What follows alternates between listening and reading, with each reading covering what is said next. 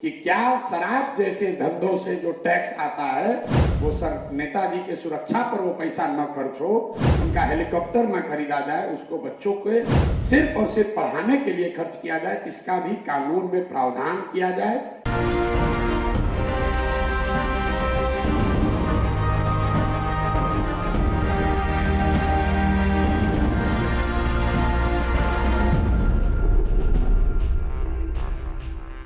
नमस्कार, आप देख रहे हैं कैपिटल टीवी बिहार। आपके साथ मैं हूं दिव्या।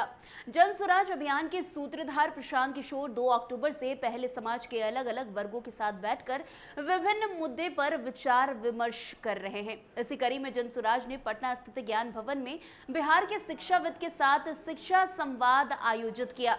शिक्षा संवाद में प्रशांत किशोर ने अपनी बात रखते हुए एक महत्वपूर्ण बयान दे दिया है।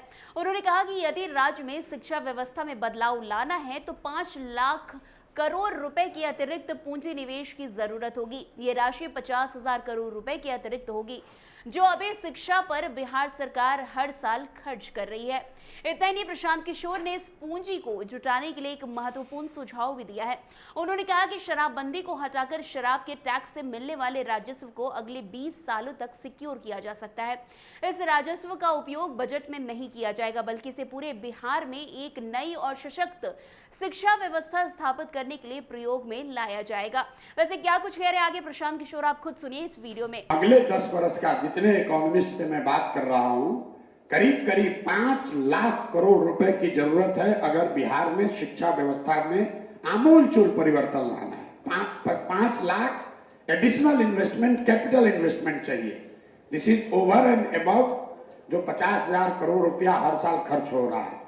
तो अगर आपको 5 लाख करोड़ रुपया जमा करना है तो एक उपाय जो दिख रहा है, अगर शराब बंदी को हटाकर इसके रेवेन्यू को सिक्योरिटाइज कर दिया जाए अगले 20 बरस, कि शराब के टैक्स से जो पैसा आएगा इस पैसे को बजट में नहीं लिया जाएगा, ये सिर्फ और सिर्फ बिहार में एक नई शिक्षा व्यवस्था बनाने के लिए खड़ा किया जाएगा।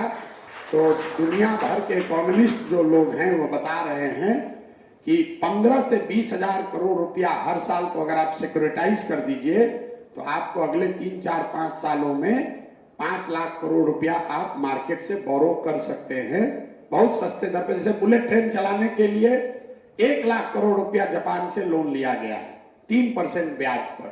तो हम लोग को इस पर भी चिंता करनी चाहिए कि क्या शराब जैसे धंधों से जो टैक्स आता है वो सर नेताजी के सुरक्षा पर वो पैसा न खर्च हो, उनका फर्नीचर न बनाया जाए, उनका हेलीकॉप्टर न खरीदा जाए, उसको बच्चों के सिर्फ और सिर्फ पढ़ाने के लिए खर्च किया जाए, इसका भी कानून में प्रावधान किया जाए। कम से कम जन स्वराज की पब्लिक घोषणा में ये कहा जाए कि शराबबंदी अगर हटाएंगे तो ये पूरा पैसा सिर्फ और सिर्फ बिहार में भविष्य बदले, इसके लिए बच्चों के पढ़ाई पर, कैपिटल इंफ्रास्ट्रक्चर बनाने पर खर्च करेंगे। इस पर भी आप लोग को चर्चा करनी चाहिए। और मतलब कि संसाधन आएगा कहाँ, ये मेरा एक विचार है। बाकी और जितने लोगों का विचार है कि 5 लाख करोड़ रुपया कैसे इकट्ठा किया जाएगा। अभी तो जो पैसा है वो सैलरी देने में ही चला जा रहा है।